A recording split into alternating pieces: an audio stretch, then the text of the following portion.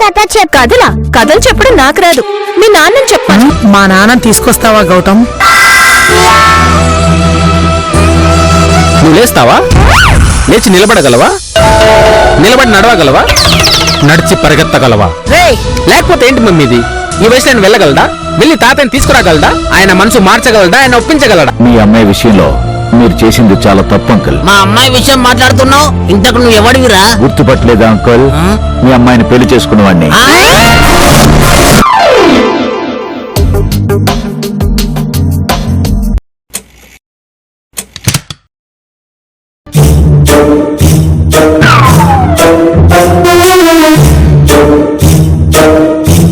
చిట్టి ఏమైంది? కథ ఓకేందా? చిట్టి కథ ఓకేనా?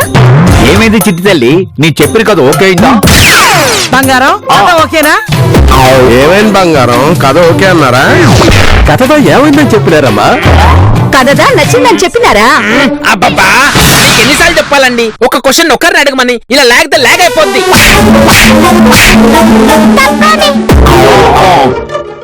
వెళ్ళండి. ఏమైంది?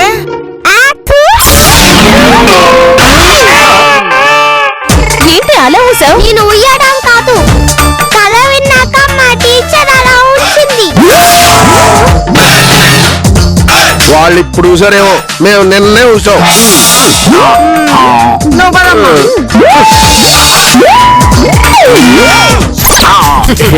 చిన్నపిల్ల కదా, కథ సరిగా చెప్పు ఉండకపోవచ్చు. చిట్టిదల్లి కథ సరిగా చెప్పకపోవడం కాదండి, పవన్ కళ్యాణ్ ఫ్యాన్స్ కి ఈ విషయం తెలిస్తే మన ఇంటికి వచ్చి నీ తల నరికి తీసుకెళ్ళిపోతా.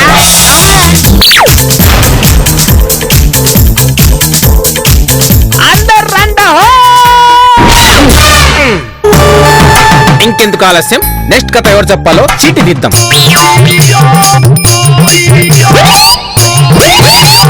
చిట్టి తల్లి ఈ అమ్మ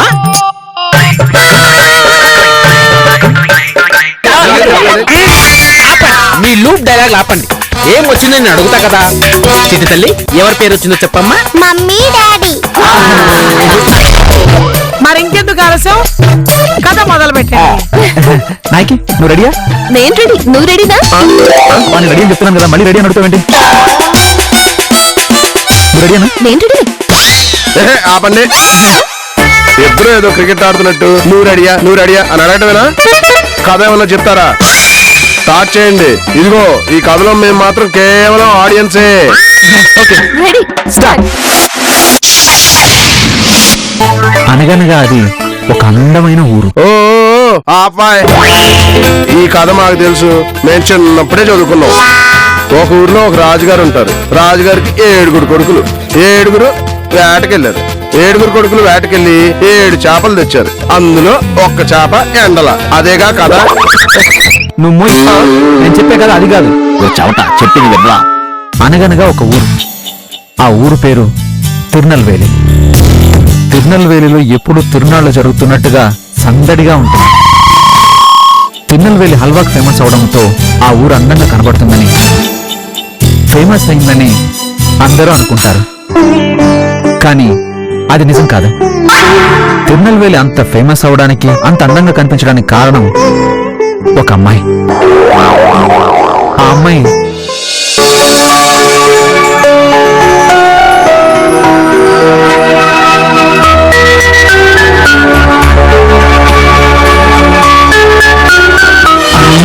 బాగుంది, అందంగా ఉంటుంది, ఏవేవో చేసింది.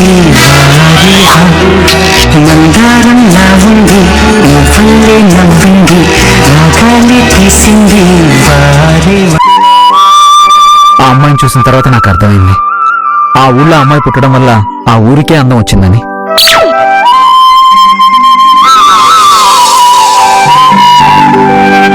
అనగనగా ఒక ఊరు. ఆ ఊరి పేరు అమరావతి. మా తెలుసులే, గుంటూరు జిల్లాలో అమరావతి, ఏపీ కొత్త రాజధాని. చైనా వాళ్ళు, జపాన్ వాళ్ళు, సింగపూర్ వాళ్ళు వచ్చి పెట్టుబడులు పెడుతున్నారు. త్వరలో ముఖ్యమంత్రి గారు ప్రపంచ దేశంలో గొప్ప సిటీగా తీర్చిదిద్దుతానని మాటిచ్చారు. అదేగా అది క్యాపిటల్ సిటీ అమరావతి అని ఇప్పుడు జనాలకి తెలిసింది. ఇప్పుడు ఫేమస్ అయింది. కానీ ఆ ఊరు అంత అందంగా ఉండటం, ఆ ఆ ఊరికి అంత పేరు రావడానికి కారణం ఆ అబ్బాయి అక్కడ పుట్టడం.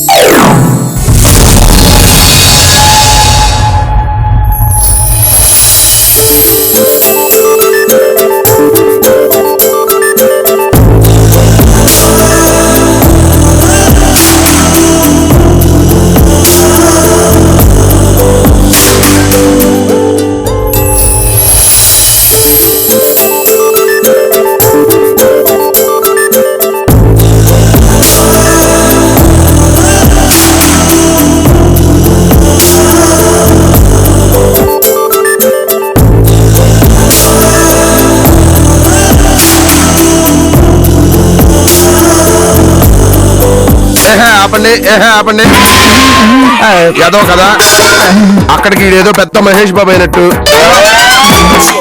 ఈవిడేదో సమంత అయినట్టు, మీరు మీ బిల్డప్ షాట్. ఏమన్నా ఇంట్రెస్టింగ్ ఉంటే చెప్పండి, వింటాం, లేకపోతే వెళ్తాం. ఒక పెద్దోడా, ముందు అసలు కథ మొదలవ్వాలంటే కథలో ముందు టైటిల్స్ పడతాయి, తర్వాత క్యారెక్టర్స్ ఇంట్రడక్షన్ ఉంటాయి.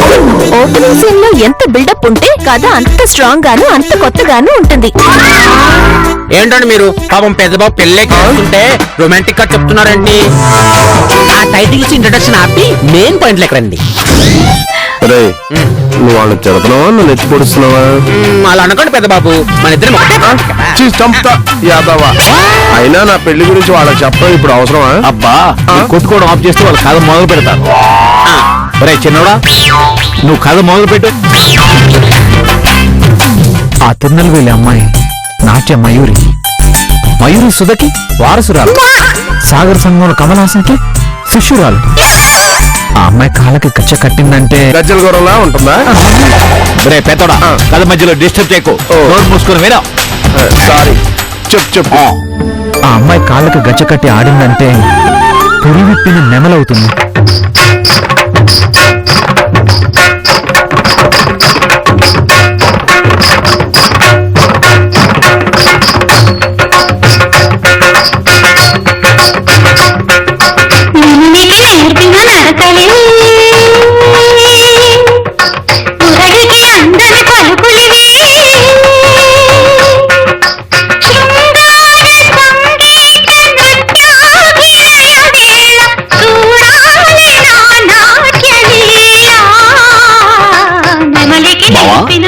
మీ అమ్మాయి కూడా మా చెల్లెల లక్షణం ఏమన్నా వచ్చిందటావా?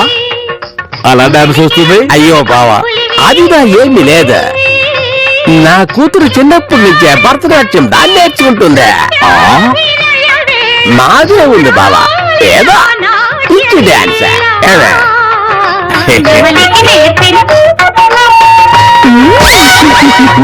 ఆ అబ్బాయికి డాన్సే రాదు. డాన్స్ అంటే పరమ చిరాకు, కానీ మనసు పెట్టి డాన్స్ చేస్తే మాత్రం ప్రభుదేవా. సాగర సంగమంలో కమల్ హాసన్ కూడా బలాదూర్. కాకపోతే ఆ కుర్రాడికి ఒక వీక్నెస్ ఉంది. వాడు డాన్స్ వేయాలంటే మందు పాడాల్సిందే. మందేశాడంటే వాడు మహా డాన్సర్ అయిపోతాడు. వాడు డాన్స్ వేస్తుంటే ఒక చిరంజీవి, ఒక జూనియర్ ఎన్టీఆర్, ఒక అల్లు అర్జున్ కనిపిస్తారు.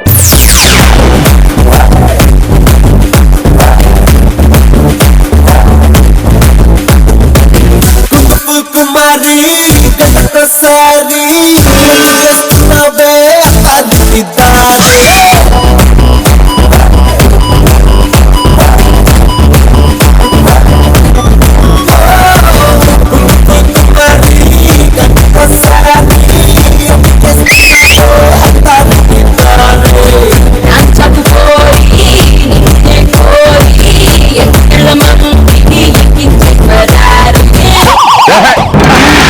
నీ అదో డాన్స్ ఆపి ముందు కథలోకి వెళ్ళు.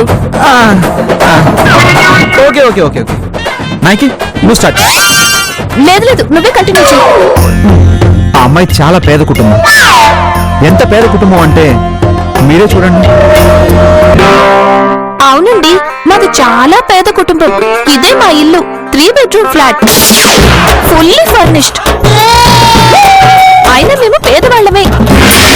మాది పేద కుటుంబమే కాదు, చాలా చిన్న కుటుంబం. అమ్మ, నాన్న, నేను. మా నాన్న పొట్టు మూగవాడు, నోట్లో నాలుక లేనివాడు, మాటలు రానివాడు. అమ్మా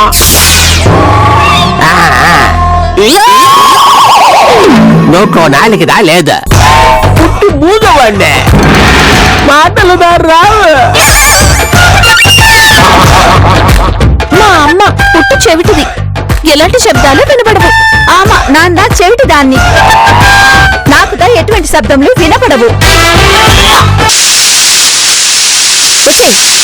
ఆ కుక్కర్దా 3 కూతలు వేసినది, వెళ్ళి కట్టేసిరా పో. ఇది ఫ్యామిలీ కాదు, family circus, family circus. Sorry మీరు కానివ్వండి. ఆ అమ్మాయి నలుగురికి నాట్యం నేర్పిస్తూ ఆ ఇంటిని పోషించేది. తాతయ్ దిద్దిత్తై, తాతయ్ దిద్దిత్తై, తాతయ్ దిద్దిత్తై, అలా తాతయ్ దిద్దిత్తై, అలకదలకలు ఇలా తాతయ్ దిద్దిత్తై, తాతయ్ దిద్దిత్తై. ఆ అమ్మాయి తండ్రి కూడా నలుగురికి తెలుగు పాఠాలు చెప్తూ ఆ ఇంటిని పోషించేవాడు.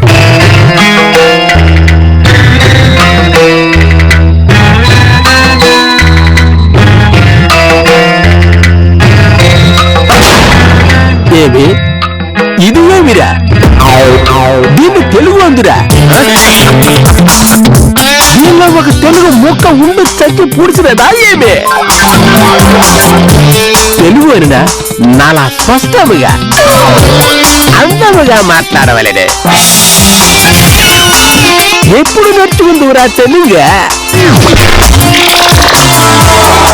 ఆహా, తెలుగు రానివాడు తెలుగు గురించి తెలుగు గాని తెలుగులో పాఠాలు చెప్తూ తెలుగు రాలేదని పిల్లలు కొడుతున్నాడు. ఒరే యాదవా, నువ్వు తెలుగే రాదంటున్నావు, మాటలు రానాడు పిల్లలకు పాఠాలు నేర్పుతున్నాడు. ఇది కాదా? ఇది మేము వినాలి. ఇది కనుక ఇది స్కూల్కి తీసుకెళ్తే ప్రైజ్ కాదు, పనిష్మెంట్ ఇస్తారు. అవునరా, నేను ఈ విషయం మర్చిపోయాను. తండ్రి మోగానని చెప్పింది కదా, మరి ఎలా మాట్లాడుతున్నాడబ్బా? సారీ, మీరంతా మా నాన్నని తప్పుగా అర్థం చేసుకున్నారు. ఏంటి తప్పుగా అర్థం చేసుకునేది? ఆయనది ఒక కళ. ఆయనకి మాటలు వచ్చినట్టు అస్సామీ, బెంగాలీ, హిందీ, ఇంగ్లీష్ భాషలను అనర్గళంగా మాట్లాడేస్తున్నట్టు, అందరికీ నేర్పిస్తున్నట్టు, ప్రపంచంలో అత్యధిక భాషలు వచ్చిన వ్యక్తిగా గిన్నిస్ బుక్ లోకి ఎక్కినట్టు తానే కలలు కంటూ ఉండేవాడు. ఆ కళల్లో పిల్లలకి పాఠాలు చెప్తూ ఉండేవాడు. అలా ఆ కళల్లో సంపాదించిన డబ్బుని కుటుంబం కోసం ఖర్చు పెడుతున్నట్టుగా ఫీల్ అవుతూ ఉండేవాడు. బావా, నా కుటుంబం పోషించడానికి ఎన్నో కష్టాలుగా పడ్డాను బావా. అలాంటి కష్టాలు పగవాడే కూడా వద్దు బావా. ఆపహే నీ ఎదవసోదే. వాళ్ళేదో కథ చెప్తుంటే నువ్వు క్యారెక్టర్ ఇన్వాల్వ్ అయిపోతావంటే మూసుకునే చూడు. అలా తనకొచ్చిన భాషని నలుగురికి నేర్పిస్తూ విద్యని 10 మందికి పంచుతున్నారు. అతనికి విద్య అంటే ప్రాణం. విద్య అతని లోకం. అంకల్, మీకు విద్య అనే ఫిగర్ ఉందా? ఆమెను అందరికి పంచుతున్నారా? ఆంటీ, మీకు విషయం తెలుసా? అంకుల్ అప్పట్లో విద్య అనే ఫిగర్ ఉండేదంట. ఉండటమే కాదు, ఆయనకు తెలిసిన వాళ్ళందరికీ ఆమెను పంచేవాళ్ళంట. అంకుల్, నాదో చిన్న డౌట్, విద్య బాగుంటుందా? మరి విద్య అంత బాగుంటే మీరు ఆంటీని ఎందుకు చేసుకున్నట్టు? విద్యనే పెళ్లి చేసుకోవచ్చు కదా. దరిద్రుడా, విద్య అంటే అమ్మాయి కదరా, చదువు. చదువుని నలుగురికి పంచడాన్ని విద్య పంచడం అంటారు. ఓ, ఆ విద్య. నేను ఇంకా వేరే విద్య అనుకున్నాను.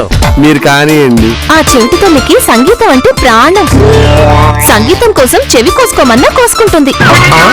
ఎప్పుడు చూసినా సంగీతం వింటూనే ఉంటుంది. I wanna follow you. I wanna follow you. I wanna follow you. I wanna follow you. అందమైన పిల్ల, నువ్వు ఎక్కడికెళ్ళినా నా వల్ల. I wanna follow you. I wanna follow you. ఏమిటి ఆవిడ చెవిటిదా? సంగీతం అంటే చెవి కోసుకుంటుందా? 24 గంటలు చెవులో ఇయర్ ఫోన్స్ పెట్టుకుని సంగీతం వింటుందా? అంటే ఇది కూడా కలేనా? అసలు మీ కంటికి మేము ఎలా కనబడుతున్నాం? సారీ ఇది కల కాదు, డ్రీమ్. ఓహో డ్రీమా? అయితే మొదలు పెట్టండి. డ్రీమ్ అయితే ఓకే. ఏమండి మీరు మరి రెడ్ పప్పలా కలన్నా డ్రీమ్ అన్నా ఒక్కటే. అది తెలుగు, ఇది ఇంగ్లీష్. అవును కదా. అసలు ఏమనుకుంటున్నారు మీరు? అర్థమైన కథలని చెప్తున్నారు. మీ ఫీలింగ్స్ నాకు అర్థమయ్యాయి. ఆ భార్య ఎందుకలా చేస్తుందంటే, నోట్లో నాలుక లేని మొగుడు అందరికీ తల్లో నాలికలా మెదులుతూ అందరికీ పాఠాలు చెప్తున్నప్పుడు కనీసం దీపావళి నాడైనా టపాకాయల శబ్దాలు కూడా వినలేని తను ఒక భారత నారిలాగా, తెలుగింటి ఆడపడుచులాగా భర్తలాగే జీవించాలని ఆశిస్తూ చెవుడనే విషయాన్ని ప్రపంచానికి తెలియకూడదని అలా నటిస్తోంది. ఎంతలా నటిస్తోందంటే ఒక స్టేజ్కి వచ్చిన తర్వాత తనకి చెవుడన్న విషయం తానే మర్చిపోయింది. ఆహాహాహా. చిన్నప్పుడు ఎప్పుడో పుస్తకాల్లో చదువుకున్నాం. సతీ సావిత్రి, సతీ అనసూయ, సతీ సక్కుబాయి, అలాంటి పతివ్రతల గురించి ఇప్పుడు కళ్ళారా చూస్తున్నాం. ఇక నువ్వు వాపు. క్యారెక్టర్ ఇంట్రొడక్షన్ అయిపోయింది కదా, ఇక అసలు కథ ప్రారంభించండి. ప్రారంభించవచ్చు. అసలు కథ చెప్పే ముందు కొసరుగా ఓ చిన్న పిట్ట కథ కూడా చెప్పాలి. ఏదోటి తొందరగా చెప్పాడు. ఆ అబ్బాయి ఫ్యామిలీ గురించి కొంచెం చెప్పాలి. చెప్పండి. ఆ అబ్బాయి father IPS, police officer.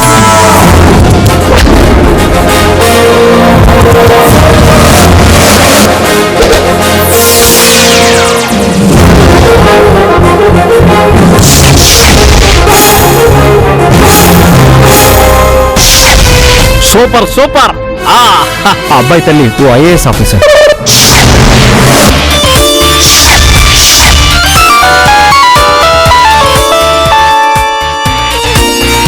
Hello.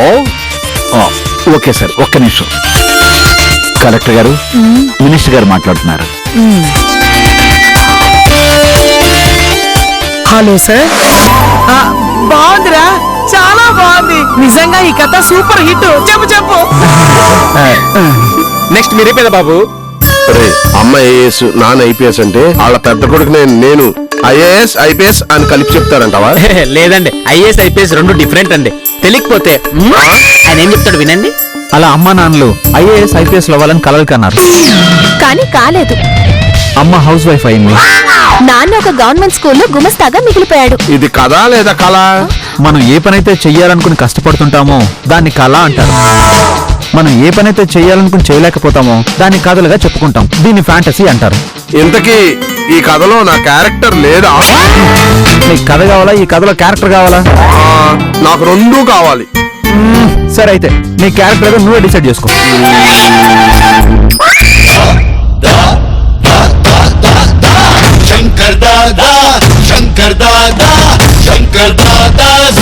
అలా నువ్వు వెళ్తుంది కాలేజీకి కదా, హాస్పిటల్కి.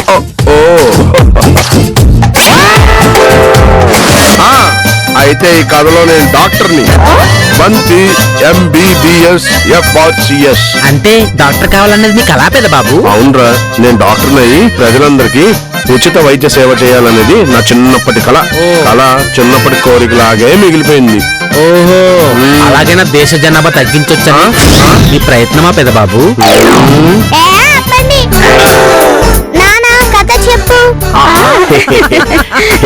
చెప్పు. అలా తమిళనాడులో ఉన్న అమ్మాయి ఫ్యామిలీ, ఆంధ్రలో ఉన్న అబ్బాయి ఫ్యామిలీ క్యాజువల్ గా కాశీలో కలిశారు. ఎలాగా? ఆంధ్రాలో ఉండే హీరో ఫ్యామిలీ, చెన్నైలో ఉండే హీరోయిన్ ఫ్యామిలీ క్యాజువల్ గా కాశీలో కలుసుకున్నారా? అదే కథలో ట్విస్ట్. హీరోయిన్ నానమ్మ, హీరో నానమ్మ చనిపోయారు. ఆ అస్థికలు కలపడానికి హీరో ఫ్యామిలీ, హీరోయిన్ ఫ్యామిలీ అక్కడికి వచ్చారు. అదంటే ఏంటో అనుకున్నా గానీ మనకి ఇష్టం వచ్చిన ట్విస్ట్లు ఇచ్చుకోవచ్చు అన్నమాట. అంతే కదరా, మన డైరెక్టర్ ఏ లొకేషన్ చూడాలనిపిస్తే ఆ లొకేషన్ బ్యాక్గ్రౌండ్ లో కథలు రాయిస్తాడు. అక్కడే సినిమాలు తీయాలి, లేకపోతే ఫీల్ ఉండదని చెప్తారు. మరి టీవీ డైరెక్టర్లు గ్రీన్ మ్యాట్ లో చేస్తారా? గ్రీన్ మ్యాట్ అంటే ఏంటండి? ఒరే, మనకి ఏ లొకేషన్ కావాలంటే ఆ లొకేషన్ ని మన గ్రీన్ మ్యాట్ లో చూపించి అది నిజం అని మనల్ని నమ్మిస్తారు. ఓహో, అంటే ఇంగ్లీష్ సినిమాలు తీసినట్టు అండి? యా. అలా కాశీలో కలిసిన 2 ఫ్యామిలీస్ కి చూపులు కలిసాయి. ఆ తర్వాత మాటలు కలిసాయి. వాళ్ళు ఏమైనా లవర్సా? చూపులు కలుసుకోవడానికి, మాటలు కలుసుకోవడానికి ఫ్యామిలీస్. ఏ లవర్సే చూసుకుంటారా? లవర్సే మాట్లాడుకుంటారా? వేరే వాళ్ళు చూసుకోరా, మాట్లాడుకోరా? అలాగే రెండు ఫ్యామిలీస్ కూడా ఒకరినొకరు చూసుకున్నారు, పలకరించుకున్నారు. కలుసులు మీరు కంటిన్యూ చేయండి. బావా మా చిన్నాడు వాళ్ళకుని చూస్తుంటే మా ఆవిడ పైత్యం వీడికి అబ్బినట్టుందే. నాకు అదే డౌట్ గా ఉంది బావా. అలా చూపులు మాటలు కలిసిన రెండు ఫ్యామిలీలు పెళ్లి పెట్టుకోవాలనుకున్నారు. ఏంటి, రెండు ఫ్యామిలీస్ పెళ్లి చేసుకుంటారా? పెళ్ళైతేనే కదా ఫ్యామిలీస్ అనేది. అంటే తమిళ అమ్మాయికి తెలుగు అబ్బాయికి పెళ్లి చేద్దాం అనుకున్నారు. ఓ ఆళ్ళ. ఎస్, అలా రెండు ఫ్యామిలీస్ వాళ్ళ పిల్లల పెళ్లిళ్ళు గ్రాండ్ గా చెయ్యాలని ఫారిన్ లో పెళ్లి చూపులు ఏర్పాటు చేశారు. ఏంటి, ఫారెన్ లోనా? ఎస్, ఫారిన్ లోనే. మరి మ్యారేజ్ మాల్దీవుల్లో. అలా మాల్దీవుల్లో పెళ్లి చేయాలనుకున్నారు. ఏంటి, అబ్బాయి ఆంధ్రానా, అమ్మాయి తమిళనాడా? కలిసింది కాశీలోనా? పెళ్ళేమో మాల్దీవ్స్. మీ కంటికి మేమంతా ఎదవల్లా కనబడుతున్నావా? ఒరే, గ్రీన్ మ్యాట్ ఉన్నప్పుడు కూడా అంత చీప్ గా ఆలోచిస్తావేంట్రా? చేతిలో టెక్నాలజీ ఉన్నప్పుడు వాడుకోవాలి. మూసుకొని విను. చెప్పు. వినేవాడు అంటే ఎవడన్నా ఎన్ని కథలైనా చెప్తాడు. అలా మాల్దీవుల్లో భూదేవంత పేటేసి ఆకాశం అంత పందిరేసి అంగరంగ వైభవంగా పెళ్లి జరిపించారు. ఆ పెళ్లి చూసిన జనాలు ప్రపంచంలో అన్ని దేశాల నుంచి తండోపతండాలుగా తరలి వచ్చి అక్కడే పెళ్లి చేసుకోవాలని క్యూ కట్టారు. ఏంటి, ప్రపంచంలో జనాభా అంతా ఆ పెళ్లి చూసి అక్కడికి వెళ్ళి క్యూ కట్టారా? ప్రపంచంలో ఉన్న జనాభానే కాదు, ప్రపంచంలో ఉన్న అన్ని దేశాల ప్రధానులు కూడా మళ్ళీ అక్కడే పెళ్లి చేసుకున్నారు. ఏంటి, మళ్ళీ పెళ్లి చేసుకున్నారా? అరే, ఆలోచనలకు హద్దులు ఉండవని, టెక్నాలజీ చేతిలో ఉందని వీళ్ళు మరీ ఎక్కువ చేసి చెప్తున్నారు. ఏమండి, మీరు ఎలాగో చెప్పరు, వాళ్ళనైనా చెప్పనివ్వండి. చెప్పు. అక్కడ మళ్ళీ పెళ్లి చేసుకోవడమే కాకుండా అన్ని దేశాల ప్రధానులు ఎంజాయ్ చేసి ఆ జంటకు శుభాకాంక్షలు తెలిపి ఆ రెండు కుటుంబాలకి ఘనంగా సన్మానం చేశారు. మా దేశం రండి, మా దేశం రండి అని అన్ని దేశాల వాళ్ళు పోటీ పడి మరీ పిలిచారు. అలా ఎన్ని దేశాలు రమ్మని పిలిచినా మన దేశ సంస్కృతి సాంప్రదాయాలు అన్ని దేశాలకి వివరించారు. అప్పుడు మన దేశ సంస్కృతి సంప్రదాయాల మీద వాళ్ళకి మరింత గౌరవం పెరిగింది. అలా అక్కడ మ్యూజియం ఏర్పాటు చేసి ఈ రెండు కుటుంబాల మైన బొమ్మలు అందులో పెట్టారు. అవునులే, మీరంతా పురావత శాఖలో దొరికారని మ్యూజియంలో పెట్టుంటారు. నువ్వు నోరుబై. మరి చిన్నోడా, నువ్వు చెప్పేది కదా అయినా ఆ ఊహే చాలా గొప్పగా ఉందిరా. ఎందుకంటే మన ఇండియా అంటే బయట దేశాలకు ఎంతో గౌరవం ఉందిరా.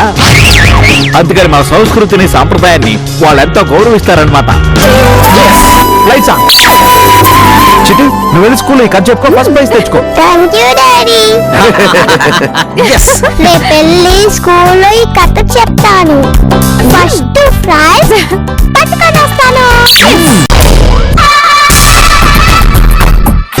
చక్కని బంగారం ఇది, ఎనిమిది దిక్కుల సింధూరం. మెత్తని బంగారం ఇది, మనసున నేర్పెను కంగారం. కమ్మని కర్పూరం ఇది, కన్యక మారిన కాశ్మీరం. వన్నెల వయ్యారం ఇక తీయని ప్రేమకు తయ్యారం.